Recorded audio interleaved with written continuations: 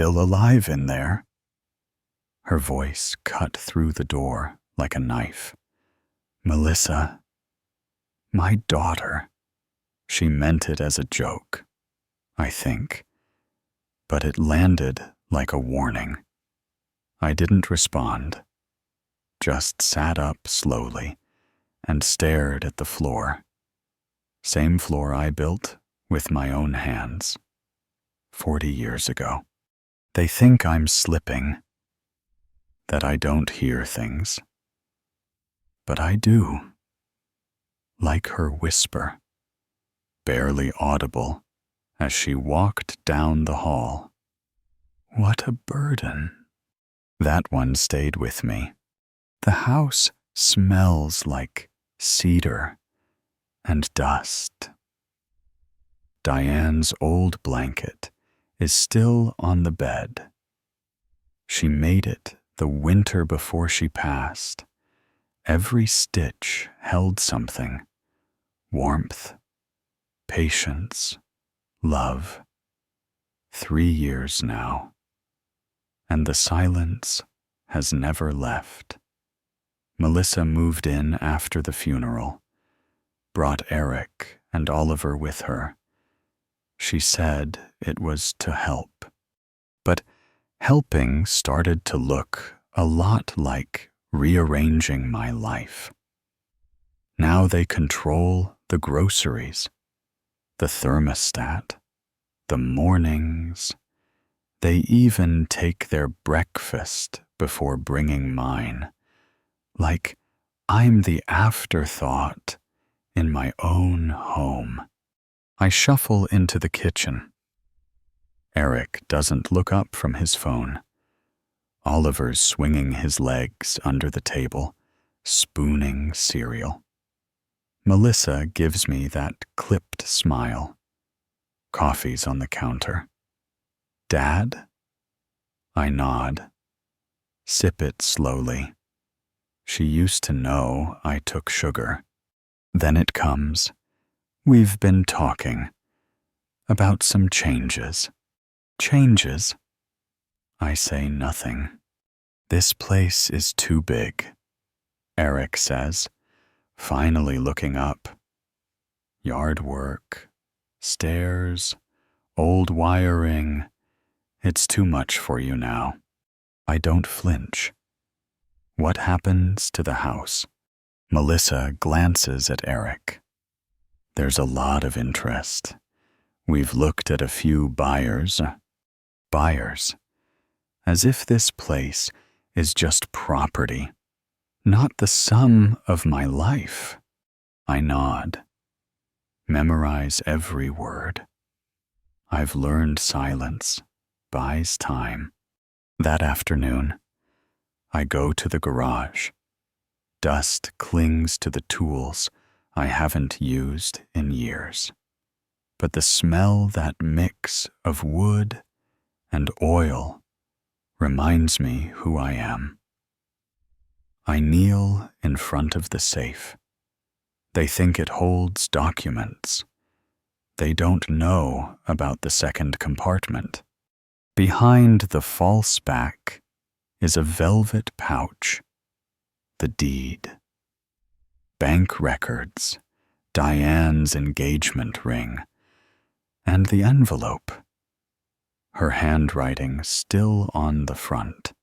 I haven't opened it. Not yet. She wanted it read only when the time was right. I close the safe. Lock it tight. The next morning, Melissa knocks again. But she's 15 minutes late. That tells me all I need to know. She's stressed, pressed for time. "Dad, can you watch Oliver today? He's off school. Some teacher meeting." "No, please." No good morning. Just expectation. Oliver shows up in pajamas, hair sticking up. "Can we build the birdhouse today?" Grandpa. His face lights up like only a child's can. Yes, I say. After breakfast. Not because they asked me to babysit, because he's the only one in this house who sees me as more than a signature. By mid-morning, the house was quiet again. Melissa had rushed out with a clipped goodbye. Eric muttered something about a meeting as he grabbed his keys, and just like that, it was me and Oliver. We headed to the garage. I opened the old storage bins, pulling out scrap wood I'd saved for no reason until now. He watched me with the kind of wide-eyed focus only kids have. Do I get to hammer? You bet, I said, but only when I hold the nail. We sanded the edges together.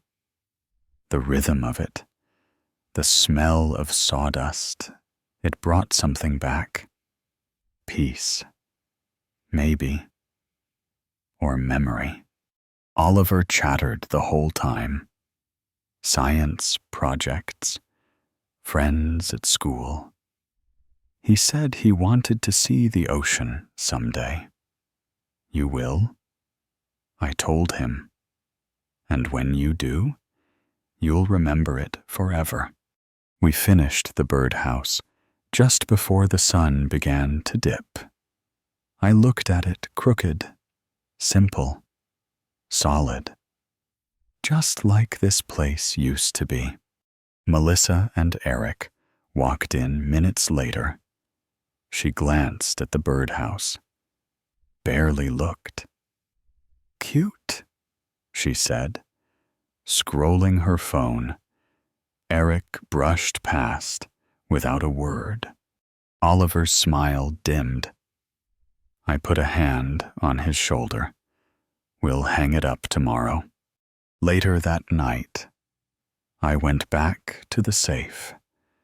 I didn't open the secret compartment, just the main one. More habit than need now.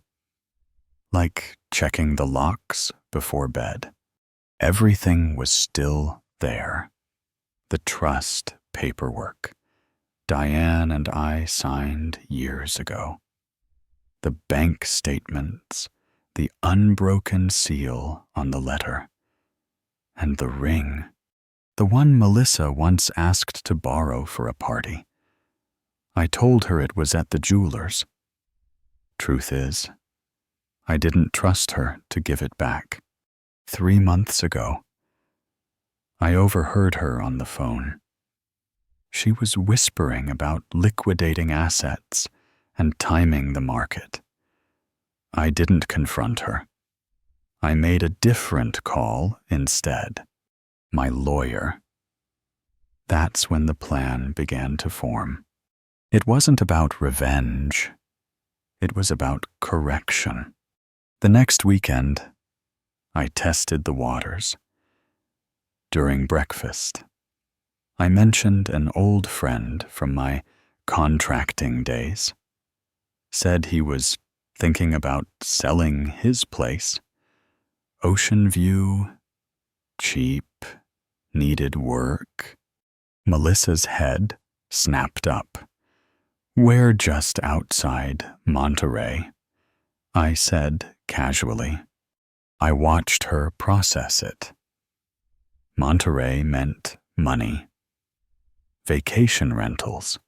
Retirement gold. She smiled too fast. That could be nice for you. Dad? Sea air. Smaller place. I nodded slowly. The bait was set. Later that afternoon, I took Oliver to the park. We sat by the pond, tossing bread to ducks. Grandpa, he asked, why does Mom always look mad when you talk about the house? I paused. Sometimes grown-ups think too much about money, I said, and forget about what makes a place a home. He nodded. Quiet. When we got back, Melissa was in the living room with papers. She stuffed them into a drawer the second she saw me. "Just bills?" she said. Too quickly. I didn't press. You don't dismantle a scheme in one day. You do it like building a house, one board at a time. Monday came with brittle skies and hard light. I was already in the kitchen when Melissa walked in, heels clicking sharp on the tile. Eric followed a moment later, phone glued to his hand. They weren't speaking to each other. That told me everything. Melissa grabbed a protein bar and avoided my eyes. "There's an open house later this week," she said flatly. "For a property I think you should see." I sipped my coffee. "I'll pass." Her lips tightened. "Dad, this isn't optional. You can't keep rattling around in this old place forever." "You say rattling around like I'm a ghost," I replied, without looking up. She blinked, recovered quickly. Eric finally looked up from his phone. "It's practical. Harold, sell high, buy small. It's the right time." "And where would you live?" I asked. Melissa hesitated. "We'd figure that out." They didn't even try to lie well anymore. When they left, I headed straight to Diane's old desk. Top drawer. Right where I'd left it, the envelope with our revised will and trust paperwork. After Melissa got married, Diane insisted we add protections, just in case. She said, I hadn't wanted to believe we'd need them. Now I knew better. That afternoon, Oliver found me in the yard with a football in hand. "Can we throw it around?" Of course. We tossed it back and forth for a while. He talked about school, his science project, a possible beach trip Melissa mentioned. She said it depends on selling the house. He added, I caught the ball and held it a moment longer than usual. "And how do you feel about that?" "I like it here," he said. "My room smells like summer, even in winter." That night, after they were asleep, I went to the basement.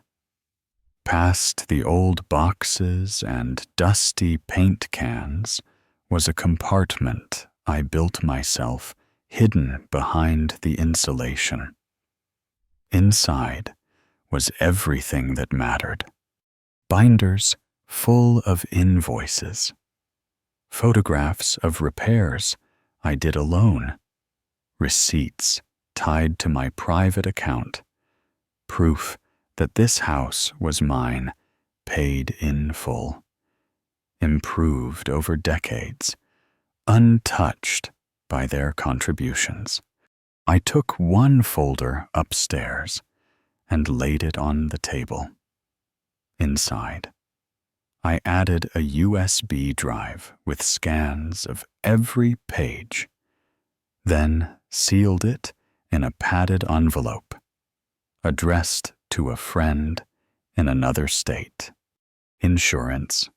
By midweek, Melissa was spending more time outside or in her car, whispering into her phone, always smiling, but not the smile she gave Oliver. No. This was for someone else. Someone who thought they were getting close. On Thursday, a man with a clipboard knocked on the door. "I'm here for the appraisal." "Appraisal for what?" I asked. "The upcoming sale," he said. "Didn't your daughter—" "There is no sale," I said, and closed the door.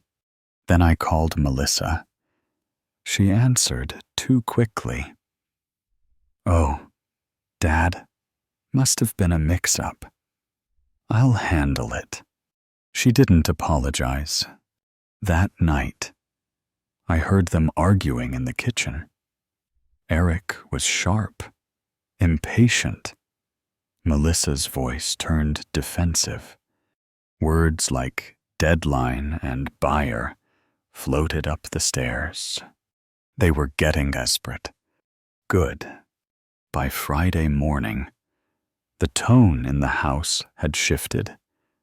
Melissa was polite, but tight-lipped.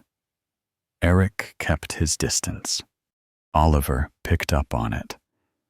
He spent more time in his room, quieter than usual. After dinner, I called him into the garage. The smell of oil and cedar always calmed me. I handed him a small, wrapped package.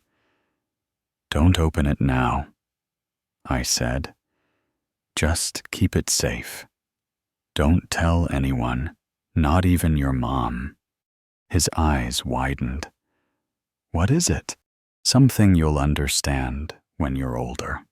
It was a brass key on a leather cord, the kind that doesn't open doors in the house, but doors to truth. A quiet promise that one day everything would make sense. The next morning, Melissa cornered me in the hallway. Her voice was softer than usual, almost rehearsed. "Dad, I know you think we're pushing you, but this is for your good." I looked her in the eye. "Maybe. But for now, I can manage." She sighed. "I wish you'd trust us." I gave her the kind of smile that doesn't reach the eyes. Trust is earned. Later that day, Oliver slipped me a folded note. "Grandpa, Mom said she's meeting the agent again next week." I burned the note in the fireplace. Not because I didn't believe him, because I did. Sunday night, I went down to the basement and opened the secret compartment. Inside the second crate were letters Diane and I wrote when we refinanced the mortgage. She always signed them. "Love you more than the days ahead." For a moment, I let myself feel her again. Then I sealed the crate and locked it back in place. On Monday, Melissa brought up the trip again. "Dad, we booked it. First week of April, just like we planned." I dried my hands slowly. "Where to?" "Florida. Fresh air, beaches. You'll love it."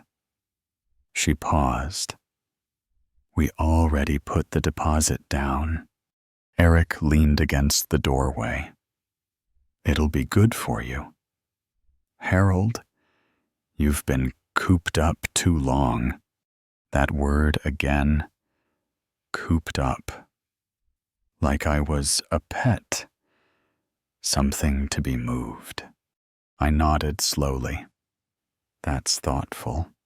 They smiled. They thought they had me. The next day, I changed course. I took a different route into town. No one noticed?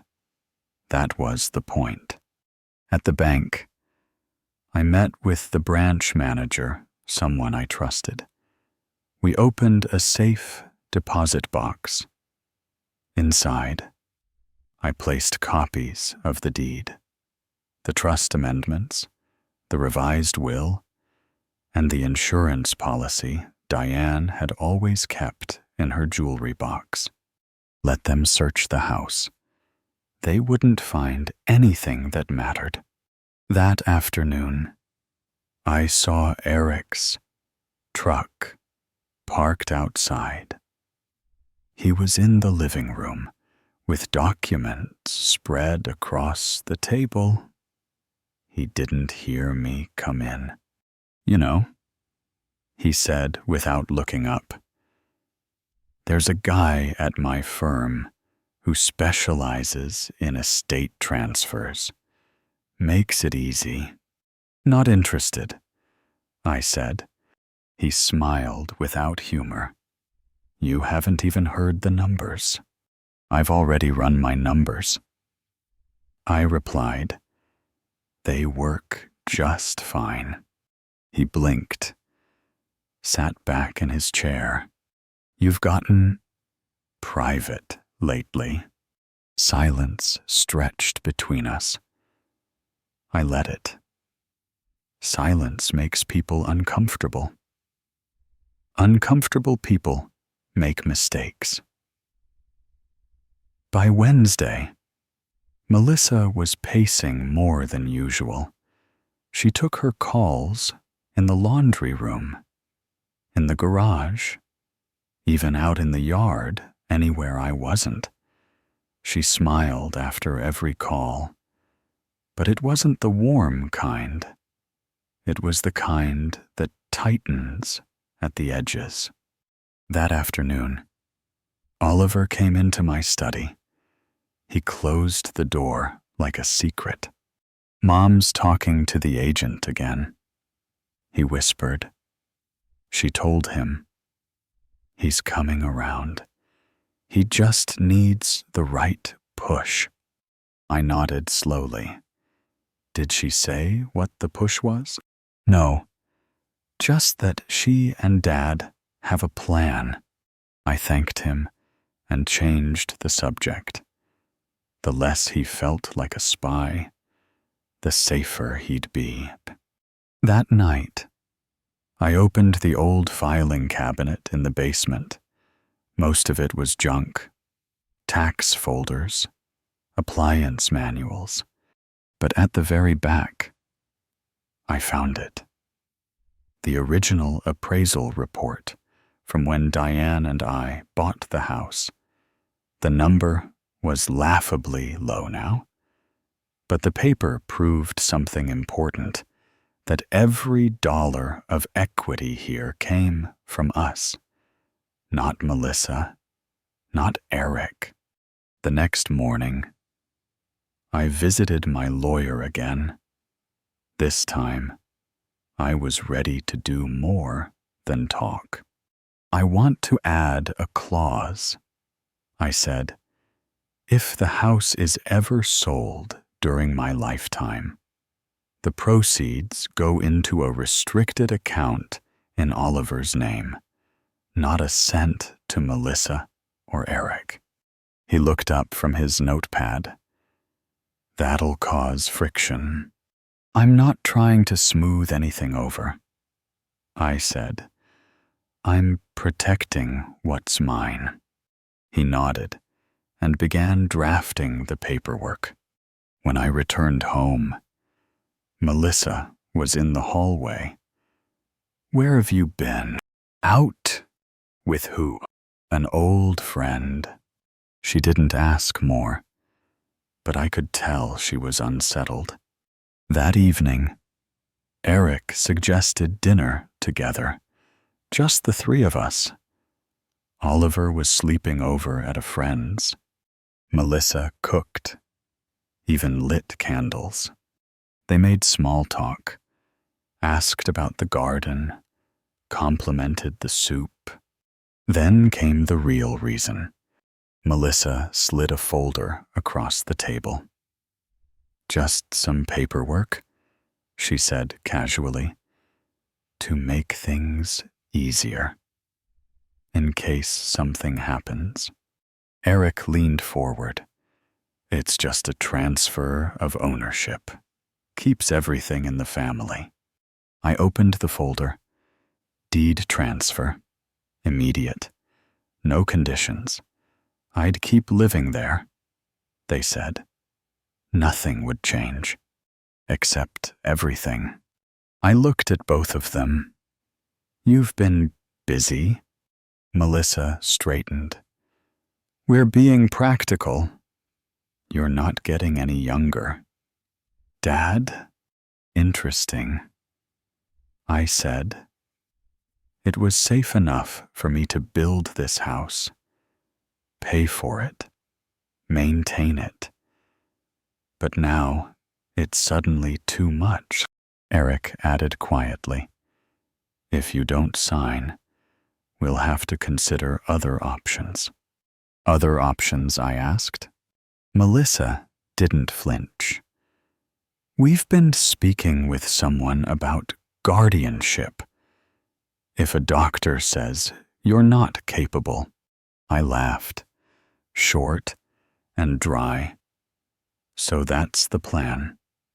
Declare me incompetent. Take the house. Say it's for my own good."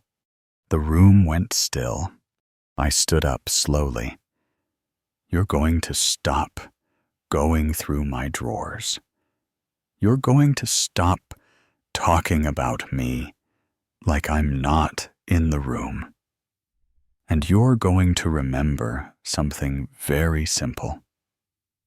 This house was built without either of you lifting a finger." They said nothing. Back in my study, I dropped their folder into the bottom drawer of the desk. Not to keep. To remind myself exactly who I was dealing with. The next morning was quiet. Too quiet. No knock on the door. No footsteps in the hallway. Just the ticking of the clock and the faint hum of Oliver's video game upstairs. When Melissa finally appeared in the kitchen, she barely looked at me. "Morning," she muttered, reaching for the coffee. "Morning," I replied, calm as ever. She sat across from me, but never met my eyes. Tapped her fingers against the mug like she was counting down something, a deadline, maybe, or her patience. Eric walked in a few minutes later. His usual fake swagger was gone. His steps were slower. Eyes down, dust on his shoes. And it wasn't Florida sand. "You two settle whatever you were dealing with while we were gone," I asked, stirring my coffee. Melissa froze. Eric looked at her before answering. "Yeah? Nothing to worry about." I smiled behind the mug. "Good. I'd hate for you to waste a trip." The rest of the day, I kept up appearances. Read on the porch, watered the garden. Outwardly, everything looked normal. Inwardly, the net was tightening. That Wednesday, I called my lawyer. "Time for step 2, I said. He chuckled. "You always did prefer the long game.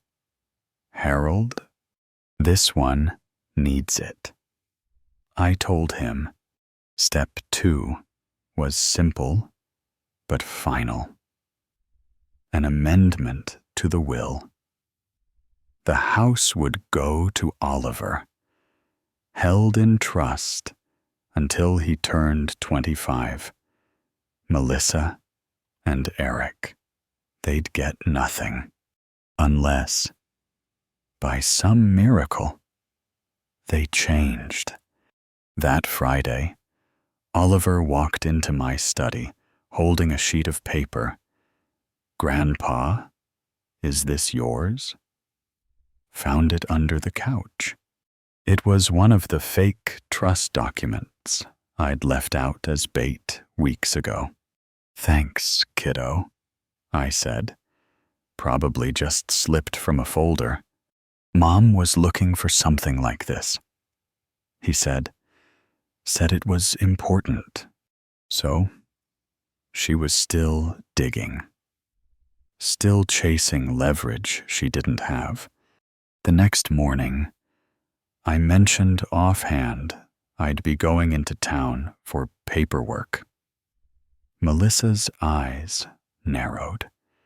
Eric barely reacted, but his grip on his coffee mug tightened.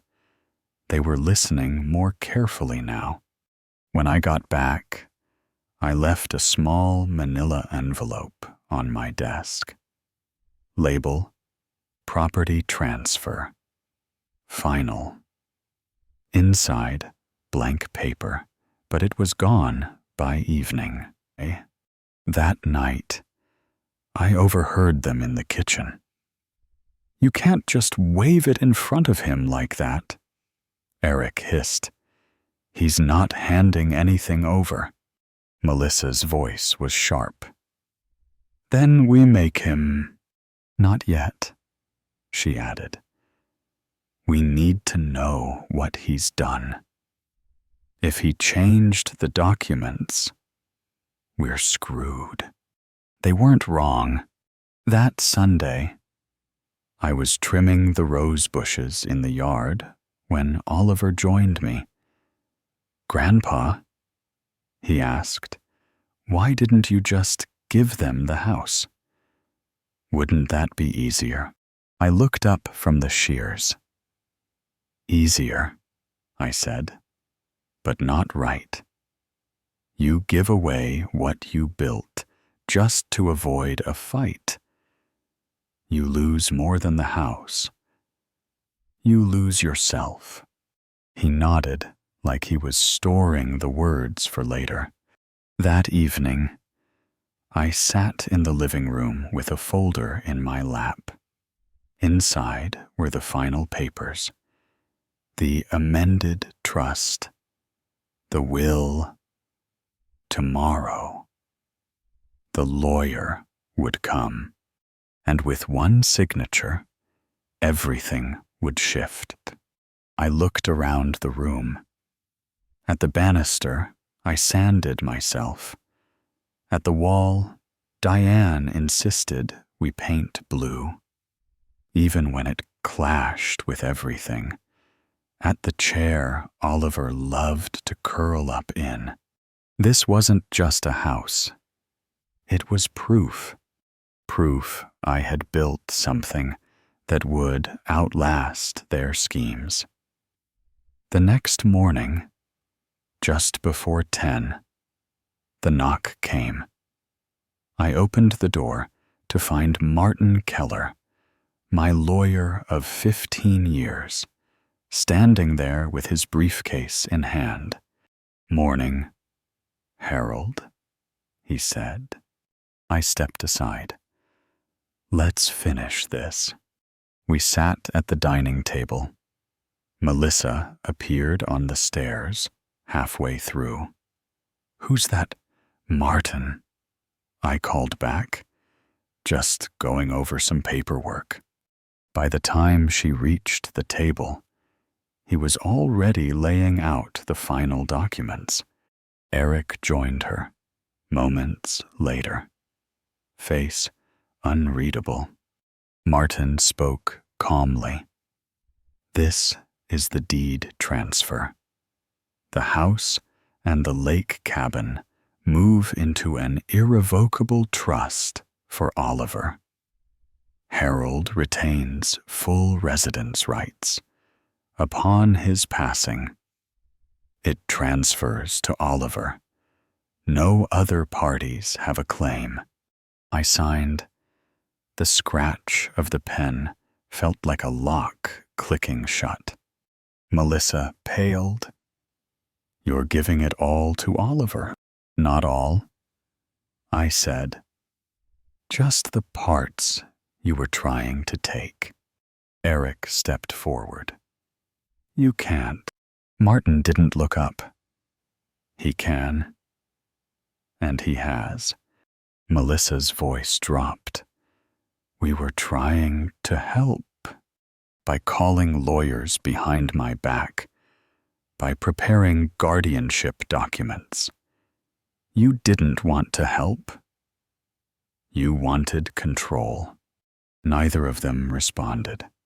Next, Martin handed me a single page. Revocation of all prior powers of attorney. Signed. Done. They stood frozen, and I let the silence sit there, full of everything they had gambled and lost. 2 days later, they were gone. No goodbye. The house was quiet again. Not empty, peaceful. Weeks passed. Oliver still came by. We worked in the garden, built another birdhouse, laughed. Then one afternoon, I found a small wooden box in the upstairs closet. Inside was Diane's missing silver locket and a folded note in Melissa's handwriting. I know you think the worst of me. Maybe you're right. But I couldn't keep this. It's hers, and it's yours. I'm sorry. It wasn't redemption, but it was something. People think victory feels like a slam of a door. Sometimes it feels like a quiet breath, a moment of stillness. The house was safe. Oliver's future was safe. And maybe, just maybe, Melissa's soul wasn't entirely lost.